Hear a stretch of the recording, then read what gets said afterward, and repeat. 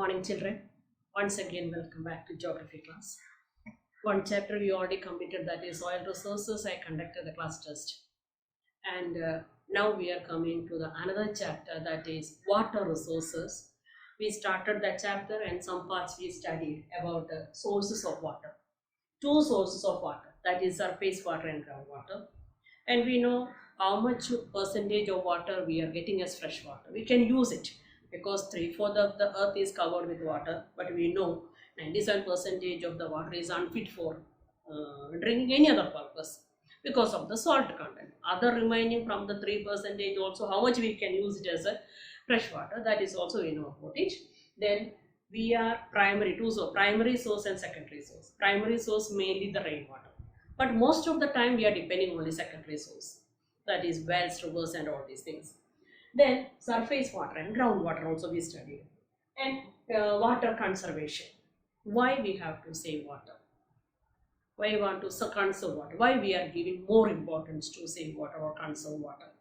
Then methods also we study, rainwater harvesting and watershed management and rooftop, all these things. And why we have to save water, need to conserve water, then also that also we studied. And one point in that one, more than 90% of the water is using for irrigation. There, more than 90%. Why we are depending on irrigation? More importance given to irrigation. Then we know irrigation when we are depending, because uncertainty of rainfall, uneven distribution of rainfall, and crop requirement, soil, different varieties of soil, maximize production, many points that you will study. That all these things we will study. And means of irrigation, mainly you will study means of irrigation. There in the means of irrigation, two types of means, two types are there. In these two types, one is ancient method we can say, otherwise traditional method, traditional, and modern also, and modern methods also there. And we will study only traditional methods, that is also two types are there. Wells, tube wells, canals, tanks, this all comes in the traditional method we can say. And modern method is also there. In this class we will study some traditional methods. Then in the traditional methods mainly we will study well, digging the earth and we are getting the water, well main common thing only. And in how we are lifting up the water from the well, that is all different methods also, the lever method and the Persian wheel method, that also well detailed you will study in this class. Same way, last class, how you observe the last class, how you study the last class, same also we will continue this class also. Okay, listen carefully and come with the show. Okay, one of the reason we studied why we have to conserve water, that is more than 90% of the water is used for irrigation purpose. That is why we have to conserve water, because it is an important thing. India is basically an agricultural country. And what do you mean by irrigation? Irrigation refers to the process of watering of agricultural plants through artificial means from wells, tube wells, canals, lakes, from the existing natural resources of water like rivers, tanks, ponds or underground water. Because it's an artificial method we are giving, because we are not depending the primary source, the rainwater. It is not possible to depend rainwater all the time. Then why irrigation is taking more than 90%? The first reason is uncertainty of rainfall. India is getting irregular rainfall in most of the places and time. That is, normal rainfall is marked by the wide fluctuations in different parts of the country. And rainfall in India is restricted from June to September, except in Tamil Nadu, which receives rain in winter also. Rest of the year is practically dry throughout the country. And not only the arrival and the withdrawal of rainfall uncertain, but also its continuity, rhythm and intensity. Sometimes the monsoon arrives early and sometimes it comes late. It is not at all regular throughout the rainy season, therefore water scarcity is there. Therefore irrigation is the only means to give water to raise the crops. Okay, first is uncertainty of rainfall. Now the second point is uneven distribution of rainfall. In India, the distribution of rainfall is uneven. Most part of the country receives 80% of the annual rainfall from June to September. From the southwest monsoon. But western Ghats and eastern India receive more than 250 centimeters of annual rainfall. But in the northern plains and eastern plains receives 100 to 200 centimeter rainfall. Therefore, uneven distribution of rainfall is also causes irrigation makes irrigation an important thing, because inadequacy of rainfall has to be met by irrigation only. The third point is crop requirements.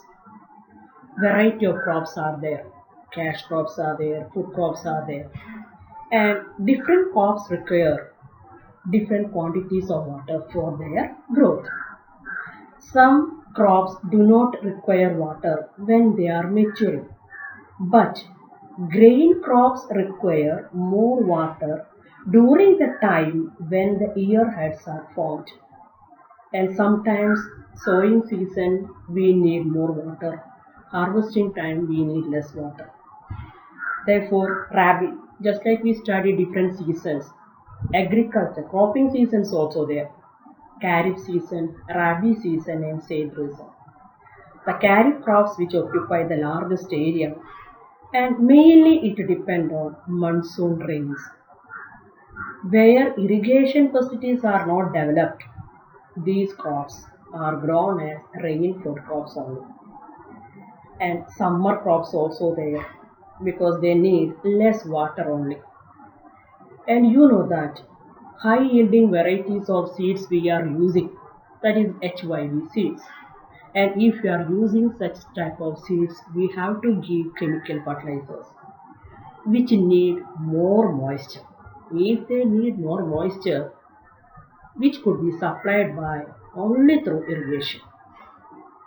And commercial crops like sugarcane and need high quantity of water, because the harvesting period for them more than 1 year. Full year we will not get the water. Therefore, dry season, frequent watering which could be managed through efficient irrigation system only. Therefore, depends upon the crops we have to give irrigation. Therefore, irrigation plays an important role. The fourth one is nature of the soil. From the chapter soil we studied 4 types of soil, and their characteristics also we studied.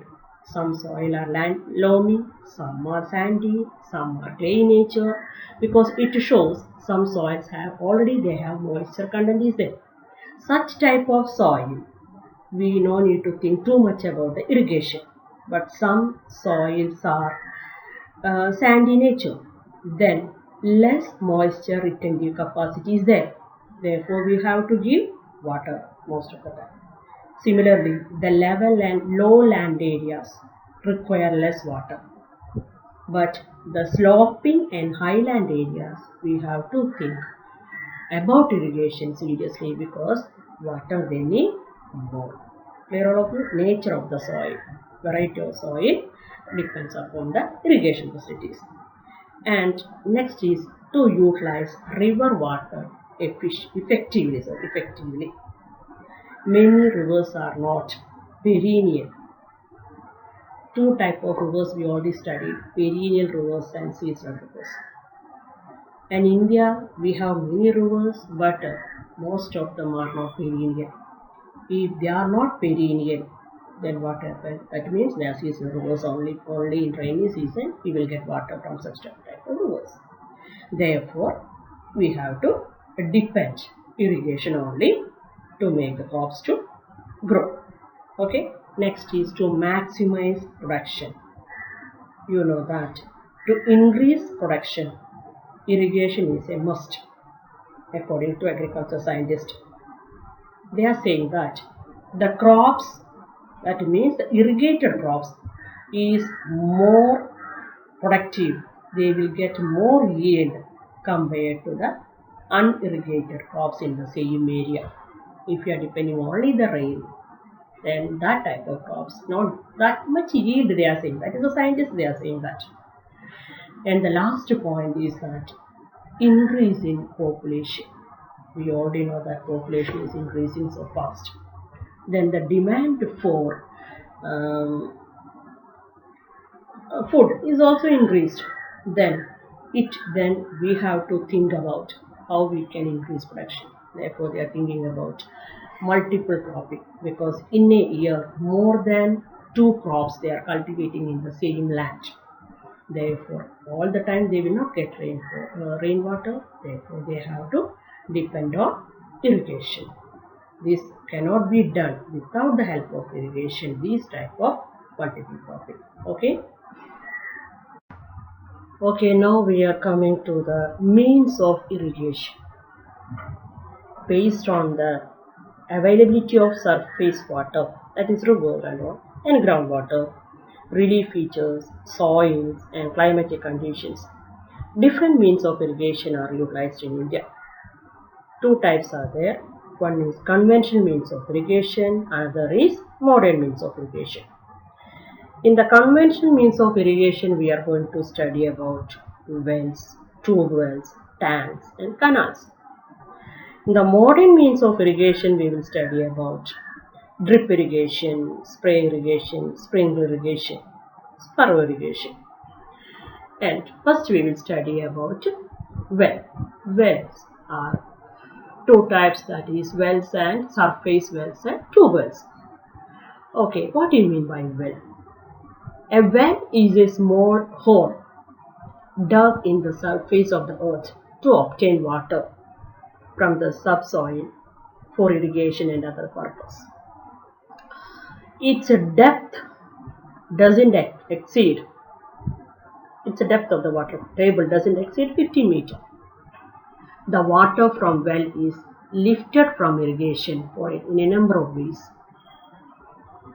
Well, irrigation is practiced in areas where plenty of groundwater is available. Here you can see the picture of a well.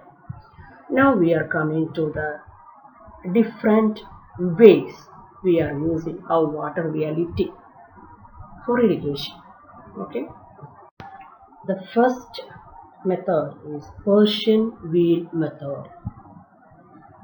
It is a partly submerged vertical wheel with buckets attached to the rim. As the wheel is turned by draught animals rotating a geared horizontal wheel, the buckets are filled and emptied into a trough above, which carries the water to crops on fields. From the picture you will get more idea about it. You can see the animals, they are always moving and person is making them to move around. Then these buckets attached to the rim rotate. The buckets, when reach to the water, it will fill and come to up, it will be emptied. Then it will help them to irrigate the plants, irrigate the field. It is mainly used in Punjab, Haryana and Western Rajasthan. So this is Persian wheel method. Okay, here this is a very economical and efficient method of lifting water from shallow wells to a height of 3.5 meter to 4.5 meter. The lift consists of a strong log laid across a fulcrum, a bucket attached to the long arm by means of a bamboo or a rope, and a heavy weight attached to the other side of the log. When the bucket is full, one person gently releases the rope and the bucket comes up as the storm goes down. The bucket is emptied into the field channel and again lowered into the well. Therefore, when the water is filled, then the person releases the rope and slowly the water comes up and it will be emptied into the channel, and again the same process will be repeated. It is mainly practiced in Bihar and Andhra Pradesh. Okay, now we are coming to the inclined plane method. First 2 methods we know that, Persian wheel method, and next second was lever method. This inclined plane method. In this method, a pair of bullets move down from the slope, that is inclined plane, that is just a slope, that is specially constructed from the wall of the well. A bucket or a leather bag which is discharged into the connecting channel pulling from behind. The rope goes through pulley in the process. After discharging the water, the bullets walk up the slope until they reach the top, by which time the bucket reaches the surface of water and gets filled. The process repeated again and again to irrigate the field.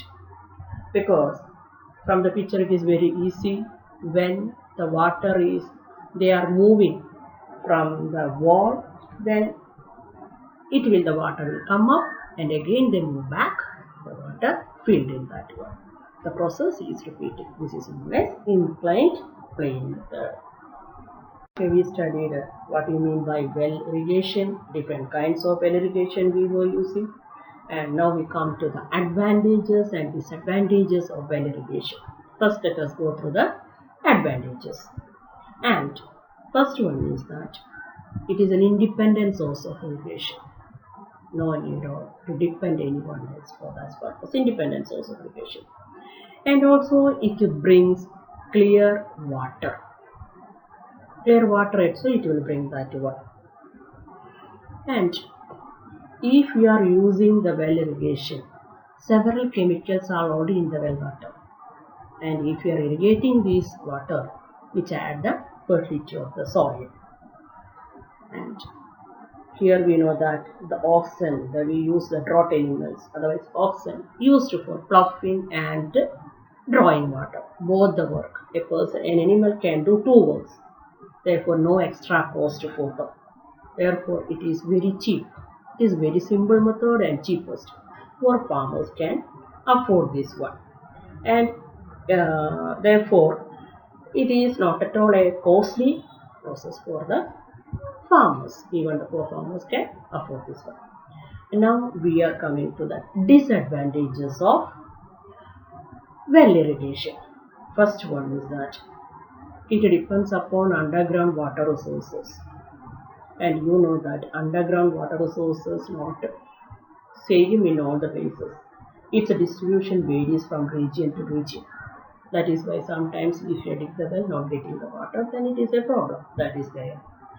Then hilly areas also we cannot dig wells, because it is very difficult to dig wells or two wells also in the hilly areas, especially in the north and the stony areas of peninsula. It is very difficult. And lowering the water table also. We already studied over exploitation of groundwater. Okay, this irrigation, if you are using water for irrigation continuously, then it will reduce the lower the water table.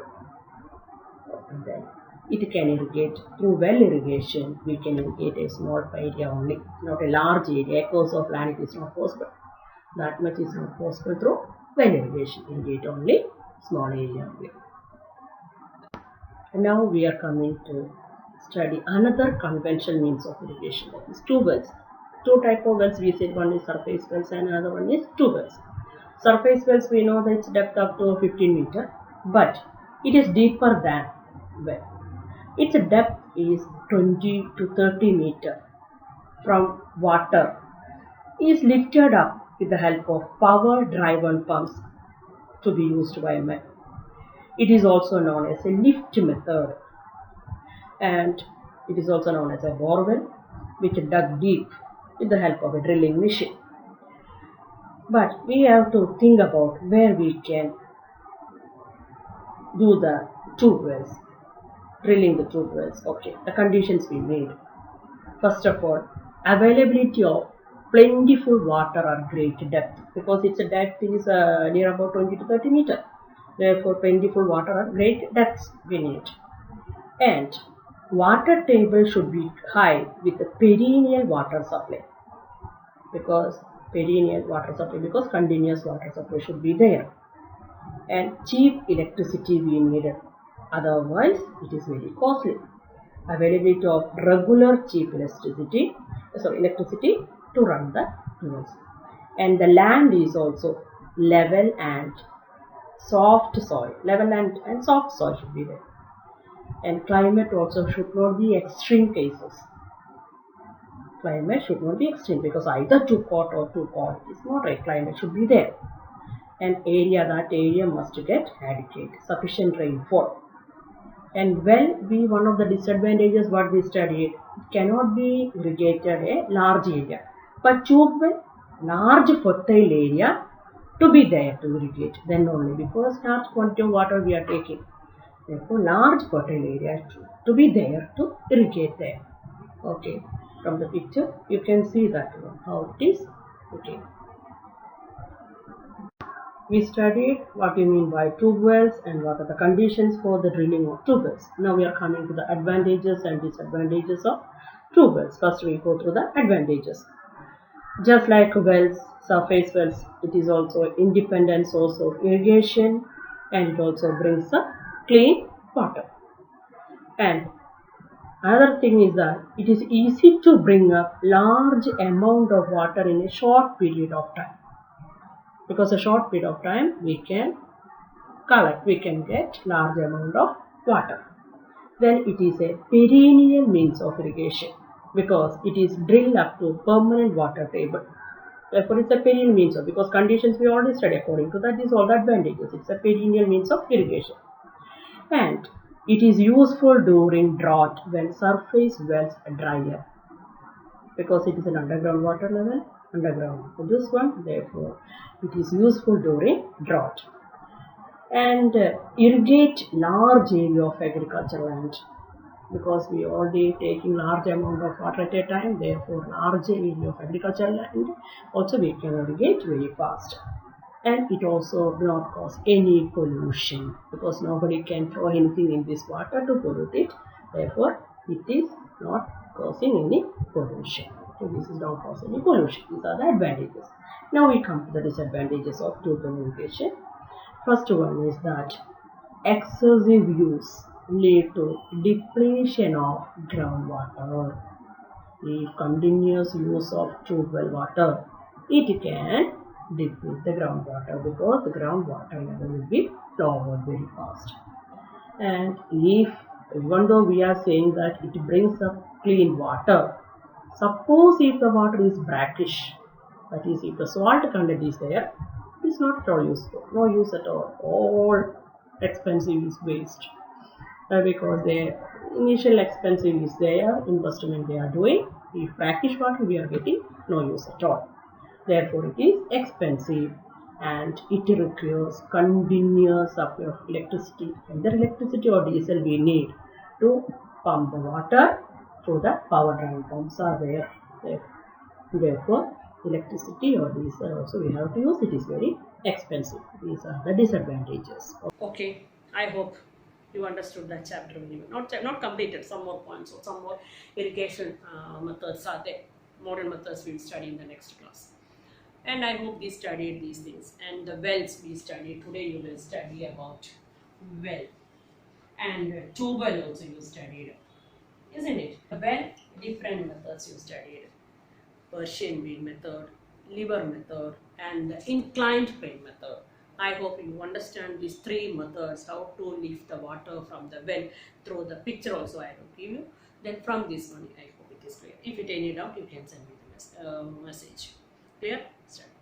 Okay.